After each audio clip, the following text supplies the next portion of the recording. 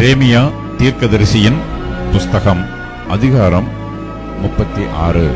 யோசியாவின் குமாரனாகிய யோயாக்கீம் என்னும் யூதா ராஜாவின் 4ஆம் வருஷத்திலே கர்த்தரால் எரேமியாவுக்கு உண்டான வார்த்தை என்னவென்றால், நீ ஒரு புஸ்தகச் சுருளை எடுத்து யோசியாவின் நாட்களிலே நான் உன்னுடனே பேசின நாள் முதற்கொண்டு இந்நாள் மட்டும் இஸ்ரவேலை குறித்தும் யூதாவை குறித்தும் சகல ஜாதிகளை குறித்தும் உன்னோடே சொன்ன எல்லா வார்த்தைகளையும் அதிலே எழுது. யூதாவின் குடும்பத்தார் அவரவர் தங்கள் பொல்லாத வழியை விட்டு திரும்பும்படியாகவும் தங்கள் அக்கிரமத்தையும் தங்கள் பாவத்தையும் நான் மன்னிக்கும்படியாகவும் தங்களுக்கு நான் செய்ய நினைத்திருக்கிற தீங்குகளை குறித்து ஒருவேளை அவர்கள் கேட்பார்கள் என்றார். அப்பொழுது எரேமியா நேரியாவின் குமாரனாகிய பாருக்கை அழைத்தான். பாருக்கு என்பவன் கர்த்தர் எரேமியாவுடனே சொல்லி வந்த எல்லா வார்த்தைகளையும் அவன் வாய் சொல்ல ஒரு புஸ்தகச் சுருளில் எழுதினான். பின்பு எரேமியா பாருக்கை நோக்கி, நான் அடைக்கப்பட்டவன், நான் கர்த்தருடைய ஆலயத்துக்குள் பிரவேசிக்க கூடாது. நீ உள்ளே பிரவேசித்து என் வாய் சொல்ல நீ எழுதின சுருளில் உள்ள கர்த்தருடைய வார்த்தைகளை கர்த்தருடைய ஆலயத்தில் உபவாச நாளிலே ஜனங்களுடைய செவிகள் கேட்க வாசிப்பதுமன்றி தங்கள் பட்டணங்களில் இருந்து வருகிற எல்லா யூதா கோத்திரத்தாரும் கேட்கும்படி அவைகளை வாசிப்பாயாக. ஒருவேளை அவர்கள் கர்த்தருடைய முகத்துக்கு முன்பாக பணிந்து விண்ணப்பம் பண்ணி அவரவர் தங்கள் பொல்லாத வழியை விட்டு திரும்புவார்கள். கர்த்தர் இந்த ஜனத்துக்கு விரோதமாக கூறியிருக்கிற கோபமும் உக்கிரமும் பெரியது என்று சொன்னான். அப்படியே நேரியாவின் குமாரனாகிய பாருக்கு அந்த புஸ்தகத்தில் கர்த்தருடைய ஆலயத்தில் கர்த்தருடைய வார்த்தைகளை வாசிக்கும்படி எரேமியா தீர்க்கதரிசி தனக்கு கற்பித்தபடியெல்லாம் செய்தான். யோசியாவின் குமாரனாகிய யோயாக்கீம் என்னும் யூதா ராஜாவின் 5ஆம் வருஷத்து 9ஆம் மாதத்திலே எருசலேமில் இருக்கிற எல்லா ஜனத்துக்கும் யூதாவின் பட்டணங்களில் இருந்து எருசலேமுக்கு வருகிற எல்லா ஜனத்துக்கும் கர்த்தருக்கு முன்பாக உபவாசம் செய்ய வேண்டும் என்று கூறப்பட்டது. அப்பொழுது பாருக்கு கர்த்தருடைய ஆலயத்தின் மேற்பிரகாரத்தில் கர்த்தருடைய ஆலயத்து வாசலின் நடைக்கு அருகான சாப்பானுடைய குமாரனாகிய கெமரியா என்னும் சம்பிரதியின் அறையிலே அந்த புஸ்தகத்தில் உள்ள எரேமியாவின் வார்த்தைகளை ஜனங்கள் எல்லாரும் கேட்க வாசித்தான். சாப்பானுடைய குமாரனாகிய கெமரியாவின் மகன் மிகாயா அந்த புஸ்தகத்தில் உள்ள கர்த்தருடைய வார்த்தைகளையெல்லாம் வாசிக்க கேட்டபோது அவன் ராஜாவின் அரமனைக்கு போய் சம்பிரதியின் அறையில் பிரவேசித்தான். இதோ, அங்கே எல்லா பிரபுக்களும் சம்பிரதியாகிய எலிசாமாவும் செமாயாவின் குமாரனாகிய தெலாயாவும் அக்போரின் குமாரனாகிய எல்நாத்தானும் சாப்பானின் குமாரனாகிய கெமரியாவும் அனனியாவின் குமாரனாகிய சிதேக்கியாவும் மற்ற எல்லா பிரபுக்களும் உட்கார்ந்திருந்தார்கள். பாருக்கு ஜனத்தின் செவிகள் கேட்க புஸ்தகத்தில் உள்ளவைகளை வாசிக்கையில் தான் கேட்ட எல்லா வார்த்தைகளையும் மிகாயா அவர்களுக்கு தெரிவித்தான். அப்பொழுது எல்லா பிரபுக்களும் கூஷியின் குமாரனாகிய செலமியாவின் மகனான நெத்தானியாவினுடைய குமாரனாயிருக்கிற யெகுதியை பாருக்கினிடத்தில் அனுப்பி, ஜனங்கள் கேட்க நீ வாசித்துக் கொண்டிருந்த சுருளை உன் கையில் எடுத்துக்கொண்டு வா என்று சொல்லச் சொன்னார்கள். ஆகையால் நேரியாவின் குமாரனாகிய பாருக்கு சுருளை தன் கையில் எடுத்துக்கொண்டு அவர்களிடத்துக்கு வந்தான். அவர்கள் அவனை நோக்கி, நீ உட்கார்ந்து கொண்டு நாங்கள் கேட்க வாசி என்றார்கள். அவர்கள் கேட்க வாசித்தான். அப்பொழுது அவர்கள் எல்லா வார்த்தைகளையும் கேட்கையில் பயமுற்றவர்களாய் ஒருவரை ஒருவர் பார்த்து பாருக்கை நோக்கி, இந்த எல்லா வார்த்தைகளையும் ராஜாவுக்கு நிச்சயமாய் அறிவிப்போம் என்றார்கள். அவன் வாய் சொல்ல, நீ இந்த வார்த்தைகளையெல்லாம் எவ்விதமாய் எழுதினாய், அதை எங்களுக்குச் சொல் என்று பாரூக்கை கேட்டார்கள். அதற்கு பாரூக்கு, அவர் தமது வாயினால் இந்த எல்லா வார்த்தைகளையும் உரைத்து என்னுடனே சொன்னார். நான் மையினால் புஸ்தகத்தில் எழுதினேன் என்றான். அப்பொழுது பிரபுக்கள் பாரூக்கை நோக்கி, நீயும் எரேமியாவும் போய் ஒளித்துக் கொள்ளுங்கள், நீங்கள் இருக்கும் இடத்தை ஒருவரும் அறியப்படாது என்று சொல்லி சுருளை சம்பிரதியாகிய எலிசாமாவின் அறையிலே வைத்து ராஜாவினிடத்துக்கு அரமனையிலே போய் ராஜாவின் செவிகளுக்கு இந்த வார்த்தைகளையெல்லாம் அறிவித்தார்கள். அப்பொழுது ராஜா அந்த சுருளை எடுத்துக்கொண்டு வர யெகூதியை அனுப்பினான். யெகூதி அதை சம்பிரதியாகிய எலிசாமாவின் அறையிலிருந்து எடுத்துக்கொண்டு வந்து ராஜா கேட்கவும் ராஜாவினிடத்தில் நின்ற எல்லா பிரபுக்களும் கேட்கவும் வாசித்தான்.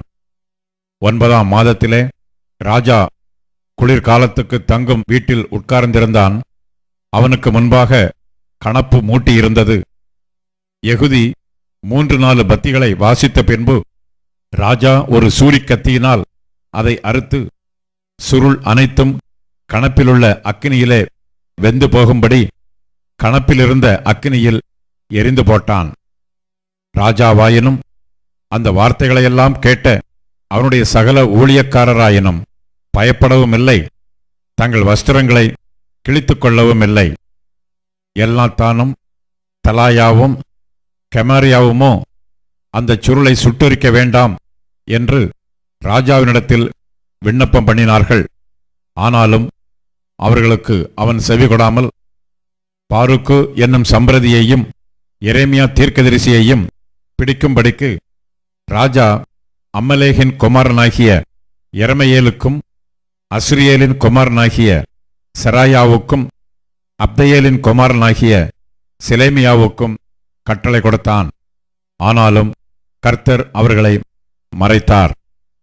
ராஜா அந்த சுருளையும் அதிலே எரேமியாவின் வாய் சொல்ல பாரூக்கு எழுதியிருந்த வார்த்தைகளையும் சுட்டெரித்த பின்பு எரேமியாவுக்கு கர்த்தருடைய வார்த்தை உண்டாகி, அவர், நீ திரும்ப வேறொரு சுருளை எடுத்து யூதாவின் ராஜாவாகிய யோயாக்கீம் சுட்டெரித்த முதலாம் சுருளில் இருந்த முந்தின வார்த்தைகளையெல்லாம் அதிலே எழுது என்றார். மேலும் நீ யூதாவின் ராஜாவாகிய யோயாக்கீமை நோக்கி, பாபிலோன் ராஜா நிச்சயமாய் வருவான் என்பதையும், அவன் இந்த தேசத்தை அழித்து இதிலிருந்து மனுஷரையும் மிருகங்களையும் ஒழியப் பண்ணுவான் என்பதையும் நீ அதில் எழுதினது ஏதென்று சொல்லி அந்த சுருளை நீ சுட்டெரித்தாயே என்று கர்த்தர் சொல்லுகிறார். ஆகையால் யூதாவின் ராஜாவாகிய யோயாக்கீமை குறித்து, தாவீதின் சிங்காசனத்தின் மேல் உட்காரும்படி அவன் வம்சத்தில் ஒருவனும் இரான். அவனுடைய பிரேதமோ வென்றால் பகலின் உஷ்ணத்துக்கும் இரவின் குளிருக்கும் எரிந்து விடப்பட்டு கிடக்கும். நான் அவனிடத்திலும் அவன் சந்ததியினிடத்திலும் அவன் பிரபுக்களினிடத்திலும் அவர்கள் அக்கிரமத்தை விசாரித்து அவன் மேலும் எருசலேமின் குடிகள் மேலும் யூதா மனுஷர் மேலும் நான் அவர்களுக்குச் சொன்னதும் அவர்கள் கேளாமற் போனதுமான தீங்கனைத்தையும் வரப்பண்ணுவேன் என்று கர்த்தர் சொல்லுகிறார் என்று சொல் என்றார். அப்பொழுது எரேமியா வேறொரு சுருளை எடுத்து அதை நேரியாவின் குமாரனாகிய பாரூக்கு என்னும் சம்பிரதியினிடத்தில் கொடுத்தான். அவன் யூதாவின் ராஜாவாகிய யோயாக்கீம் அக்கினியால் சுட்டெரித்த புஸ்தகத்தின் வார்த்தைகளையெல்லாம் அதிலே எரேமியாவின் வாய் சொல்ல எழுதினான். இன்னும் அவைகளுக்கொத்த அநேகம் வார்த்தைகளும் அவைகளோட சேர்க்கப்பட்டது. எரேமியா தீர்க்கதரிசியின் புஸ்தகம் அதிகாரம் 37. பாபிலோன் ராஜாவாகிய நேபுகாத் நேச்சார் யூதா தேசத்தில் ராஜாவாக நியமித்த யோயாக்கீமுடைய குமாரனாகிய கோனியாவின் பட்டத்துக்கு யோசியாவின் குமாரனாகிய சிதேக்கியா வந்து அரசாண்டான். கர்த்தர் எரேமியா தீர்க்கதரிசியைக் கொண்டு சொன்ன வார்த்தைகளுக்கு அவனாகிலும் அவனுடைய ஊழியக்காரராகிலும் தேசத்தின் ஜனங்களாகிலும் செவிகொடுக்கவில்லை. சிதேக்கியா ராஜாவோ வெனில் சிலேமியாவின் குமாரனாகிய யூகாலையும் மாசையாவின் குமாரனாகிய செப்பனியா என்னும் ஆசாரியனையும் எரேமியா தீர்க்கதரிசியினிடத்தில் அனுப்பி, நீ நம்முடைய தேவனாகிய கர்த்தரை நோக்கி எங்களுக்காக விண்ணப்பம் பண்ண வேண்டும் என்று சொல்லச் சொன்னான். அப்பொழுது எரேமியா ஜனத்தின் நடுவே வரத்தும் போக்குமா இருந்தான். அவனை அவர்கள் காவல் வீட்டில் இன்னும் போடவில்லை. பார்வோனின் சேனையோவென்றால் எகிப்திலிருந்து புறப்பட்டது. எருசலேமை முற்றுகை போட்ட கல்தேயர் அவர்களுடைய செய்தியை கேட்டு எருசலேமை விட்டு நீங்கி போனார்கள். அப்பொழுது எரேமியா தீர்க்கதரிசிக்கு கர்த்தருடைய வார்த்தை உண்டாகி, அவர், இஸ்ரவேலின் தேவனாகிய கர்த்தர் உரைக்கிறது என்னவென்றால், என்னிடத்தில் விசாரிக்கும்படி உங்களை என்னிடத்திற்கு அனுப்பின யூதாவின் ராஜாவை நீங்கள் நோக்கி, இதோ உங்களுக்கு ஒத்தாசையாக புறப்பட்ட பார்வோனின் சேனை தன் தேசமாகிய எகிப்துக்கு திரும்பி போகும். கல்தேயரோவென்றால் திரும்பி வந்து இந்த நகரத்துக்கு விரோதமாக யுத்தம் பண்ணி அதை பிடித்து அக்கினியால் சுட்டெரிப்பார்கள். கல்தேயர் நம்மை விட்டு நிச்சயமாய் போய்விடுவார்கள் என்று சொல்லி நீங்கள் மோசம் போகாதிருங்கள். அவர்கள் போவதில்லை. உங்களோட யுத்தம் பண்ணுகிற கல்தேயருடைய சேனையை எல்லாம் நீங்கள் முறிய அடித்தாலும், மீந்தவர்கள் எல்லாரும் காயம்பட்டவர்களாயிருந்தாலும் அவர்கள் தங்கள் கூடாரங்களிலிருந்து எழும்பி இந்த நகரத்தை அக்கினியால் சுட்டெரிப்பார்கள் என்று கர்த்தர் உரைக்கிறார் என்று சொல்லுங்கள் என்றார். பார்வோனின் சேனை வருகிறதென்று கல்தேயருடைய சேனை எருசலேமை விட்டு போனபோது எரேமியா அவ்விடத்தை விட்டு ஜனத்தின் நடுவே ஜாடையாய் விலகி பென்யமின் தேசத்துக்கு போக மனதாய் எருசலேமிலிருந்து புறப்பட்டு போனான். அவன் பென்யமின் வாசலில் வந்தபோது காவற்சேர்வையின் அதிபதியாகிய எரியா என்னும் நாமமுள்ள ஒருவன் அங்கே இருந்தான். அவன் அனனியாவின் குமாரனாகிய சிலேமியாவின் மகன். அவன், நீ கல்தேயரை சேரப்போகிறவன் என்று சொல்லி எரேமியா தீர்க்கதரிசியை பிடித்தான். அப்பொழுது எரேமியா, அது பொய், நான் கல்தேயரை சேரப்போகிறவன் அல்ல என்றான். ஆனாலும் எரியா எரேமியாவின் சொல்லை கேளாமல் அவனை பிடித்து பிரபுக்களிடத்தில் கொண்டு போனான். அப்பொழுது பிரபுக்கள் எரேமியாவின் பேரில் கடுங்கோபம் கொண்டு அவனை அடித்து அவனை சம்பிரதியாகிய யோனத்தானுடைய வீட்டில் காவற்படுத்தினார்கள். அவர்கள் அதை காவற்கூடமாக்கியிருந்தார்கள். அப்படியே எரேமியா காவற்கிடங்கின் நிலவரைகளில் பிரவேசித்து அங்கே அநேக நாள் இருந்தான். பின்பு சிதேக்கியா ராஜா அவனை அழைத்தனுப்பி, கர்த்தரால் ஒரு வார்த்தை உண்டோ என்று ராஜா அவனை தன் வீட்டிலே இரகசியமாய் கேட்டான். அதற்கு எரேமியா, உண்டு, பாபிலோன் ராஜாவின் கையில் ஒப்புக்கொடுக்கப்படுவீர் என்று சொன்னான். பின்னும் எரேமியா சிதேக்கியா ராஜாவை நோக்கி, நீங்கள் என்னை காவல் வீட்டிலே அடைப்பதற்கு நான் உமக்கும் உம்முடைய ஊழியக்காரருக்கும் இந்த ஜனத்துக்கும் விரோதமாக என்ன குற்றம் செய்தேன்? பாபிலோன் ராஜா உங்களுக்கும் இந்த தேசத்துக்கும் விரோதமாக வருவதில்லை என்று உங்களுக்கு தீர்க்க தரிசனம் சொன்ன உங்களுடைய தீர்க்கதரிசிகள் எங்கே? இப்போதும் ராஜாவாகிய என் ஆண்டவனே, எனக்கு செவி கொடுத்து என் விண்ணப்பத்துக்கு தயவுசெய்து என்னை சம்பிரதியாகிய யோனத்தானுடைய வீட்டிற்கு திரும்ப அனுப்ப வேண்டாம். அனுப்பினால் நான் அங்கே செத்துப்போவேன் என்றான். அப்பொழுது எரேமியாவை காவற்சாலையின் முற்றத்திலே காக்கவும், நகரத்திலே அப்பம் இருக்குமட்டும் அப்பம் சுடுகிறவர்களின் வீதியிலே தினம் ஒரு அப்பத்தை அவனுக்கு வாங்கி கொடுக்கவும் கட்டளையிட்டான். அப்படியே எரேமியா காவற்சாலையின் முற்றத்திலே இருந்தான். எபிரேயருக்கு எழுதின நிருபம் அதிகாரம் 11. விசுவாசமானது நம்பப்படுகிறவைகளின் உறுதியும் காணப்படாதவைகளின் நிச்சயமுமாயிருக்கிறது. அதனாலே முன்னோர்கள் நற்சாட்சி பெற்றார்கள். விசுவாசத்தினாலே நாம் உலகங்கள் தேவனுடைய வார்த்தையினால் உண்டாக்கப்பட்டது என்றும், இவ்விதமாய் காணப்படுகிறவைகள் தோன்றப்படுகிறவைகளால் உண்டாகவில்லை என்றும் அறிந்திருக்கிறோம். விசுவாசத்தினாலே ஆபேல் காயினுடைய பலியிலும் மேன்மையான பலியை தேவனுக்கு செலுத்தினான்.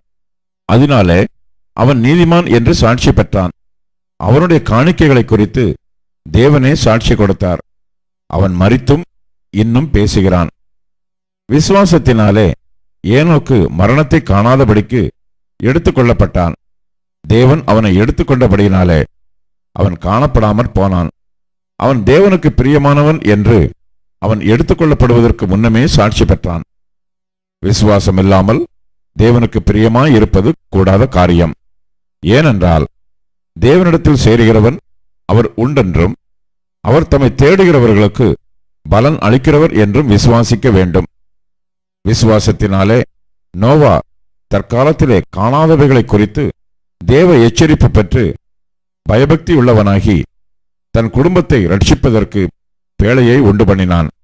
அதனாலே அவன் உலகம் ஆக்கினைக்குள்ளானதென்று தீர்த்து விசுவாசத்தினால் உண்டாகும் நீதிக்கு சுதந்திரவாளியானான்.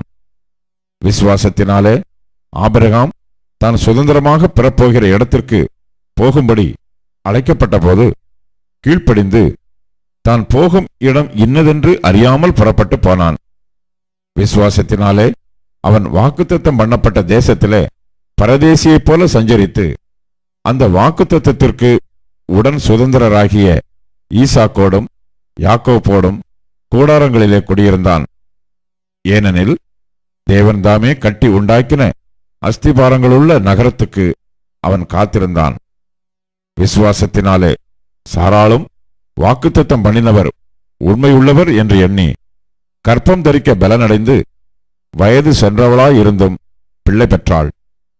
ஆனபடியால் சரீரம் செத்தவன் என்று எண்ணத்தகும் ஒருவனாலே வானத்திலுள்ள பெருக்கமான நட்சத்திரங்களைப் போலவும் கடற்கரையிலுள்ள எண்ணிறந்த மணலைப் போலவும் மிகுந்த ஜனங்கள் பிறந்தார்கள். இவர்கள் எல்லாரும் வாக்குத்தத்தம் பண்ணப்பட்டவைகளை அடையாமல் தூரத்திலே அவைகளை கண்டு நம்பி அணைத்துக் கொண்டு பூமியின் மேல் தங்களை அந்நியரும் பரதேசிகளும் என்று அறிக்கையிட்டு விசுவாசத்தோடே மரித்தார்கள். இப்படி அறிக்கையிடுகிறவர்கள் சுய தேசத்தை நாடிப்போகிறோம் என்று தெரியப்படுத்துகிறார்கள்.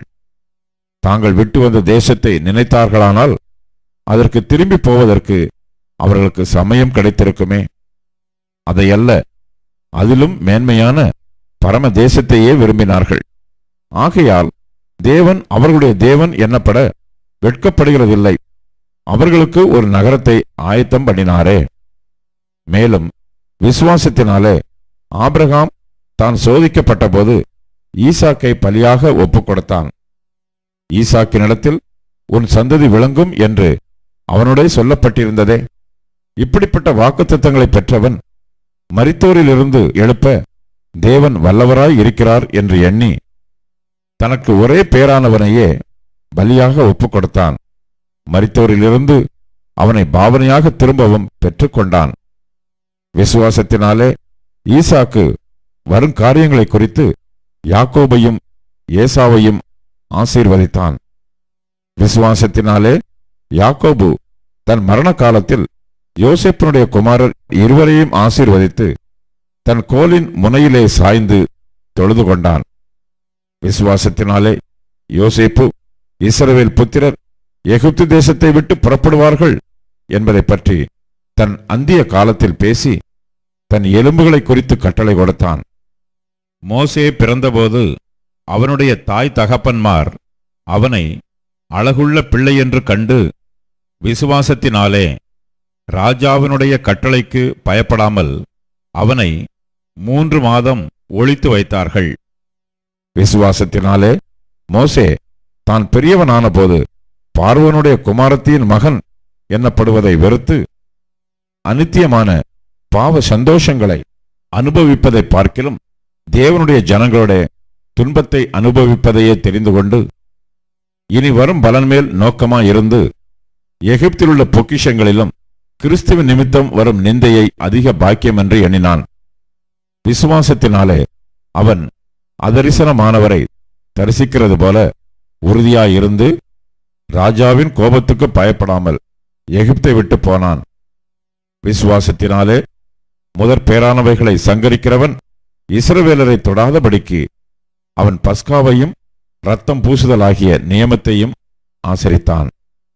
விசுவாசத்தினாலே அவர்கள் சிவந்த சமுத்திரத்தை உலர்ந்த தரையை கடந்து போவது போல கடந்து போனார்கள். எகிப்தியர் அப்படி செய்ய துணிந்து அமிழ்ந்து போனார்கள். விசுவாசத்தினாலே எரிகோ பட்டணத்தின் மதில்கள் 7 நாள் சுற்றி வரப்பட்டு விழுந்தது. விசுவாசத்தினாலே ராகாப் என்னும் வேசி வேவுக்காரரை சமாதானத்தோடு ஏற்றுக்கொண்டு கீழ்ப்படியாதவர்களோடே கூட சேதமாகாதிருந்தாள். பின்னும் நான் என்ன சொல்லுவேன்? கிதியோன், பாராக், சிம்சோன், யெப்தா, தாவீது, சாமுவேல் என்பவர்களையும் தீர்க்கதரிசிகளையும் குறித்து நான் விவரம் சொல்ல வேண்டுமானால் காலம் போதாது. விசுவாசத்தினாலே அவர்கள் ராஜ்யங்களை ஜெயித்தார்கள், நீதியை நடப்பித்தார்கள், வாக்குத்தத்தங்களை பெற்றார்கள், சிங்கங்களின் வாய்களை அடைத்தார்கள், அக்கினியின் உக்கிரத்தை அவித்தார்கள், பட்டய கருக்குக்கு தப்பினார்கள், பலவீனத்தில் பலன் கொண்டார்கள், யுத்தத்தில் வல்லவர்களானார்கள், அந்நியருடைய சேனைகளை முறியடித்தார்கள். ஸ்திரீகள் சாக கொடுத்த தங்களுடையவர்களை உயிரோடு எழுந்திருக்க பெற்றார்கள். வேறு சிலர் மேன்மையான உயிர்த்தெழுதலை அடையும்படிக்கு விடுதலை பெற சம்மதியாமல் வாதிக்கப்பட்டார்கள். வேறு சிலர் நிந்தைகளையும் அடிகளையும் கட்டுகளையும் காவலையும் அனுபவித்தார்கள். கல்லெறியுண்டார்கள், வாளால் அறுப்புண்டார்கள், பரீட்சை பார்க்கப்பட்டார்கள், பட்டயத்தினாலே வெட்டப்பட்டு மரித்தார்கள். செம்மறியாட்டு தோள்களையும் வெள்ளாட்டு தோள்களையும் பொறுத்து கொண்டு திரிந்து குறைவையும் உபத்திரவத்தையும் துன்பத்தையும் அனுபவித்தார்கள். உலகம் அவர்களுக்கு பாத்திரமாய் இருக்கவில்லை. அவர்கள் வனாந்தரங்களிலேயும் மலைகளிலேயும் குகைகளிலேயும் பூமியின் வெடிப்புகளிலேயும் சிதறுண்டு அலைந்தார்கள். இவர்கள் எல்லாரும் விசுவாசத்தினாலே நற்சாட்சி பெற்றும் வாக்குத்தத்தம் பண்ணப்பட்டதை அடையாமற் போனார்கள். அவர்கள் நம்மை அல்லாமல் பூரணராகாதபடிக்கு விசேஷித்த நன்மையானதொன்றை தேவன் நமக்கென்று முன்னதாக நியமித்திருந்தார்.